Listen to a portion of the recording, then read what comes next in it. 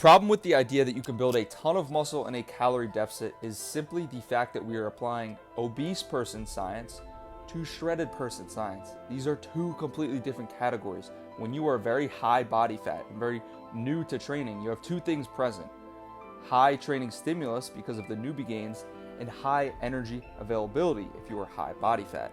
The combination of those two things makes muscle growth insanely easy and insanely quick. So you don't really need any energy coming in. You don't need a surplus. You can build a ton of muscle in a deficit. And a lot of the time, these people do. You see people commenting, oh, I lost 100 pounds. My bench press tripled. I put on, my DEXA says I lost 80 pounds of fat and put on 20 pounds of muscle. I believe this 100%. But you have to understand, these people aren't starting out their journey at 12% body fat with 5 years of lifting experience under their belt. They're starting out at like 30% body fat. So when you look at someone who has been lifting for 6 years and is 10% body fat, and you tell them, yeah, you need to lose 80 pounds of fat and gain 20 pounds of muscle, they're going to look at you like you got 6 heads. It's not how it works.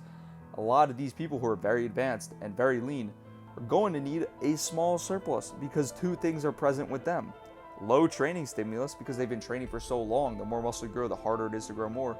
And low energy availability because of the low body fat.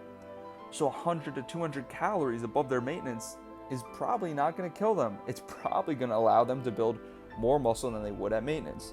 So you don't need to freak out as soon as someone says, oh, I'm going on a lean bulk. You don't need to do that, bro.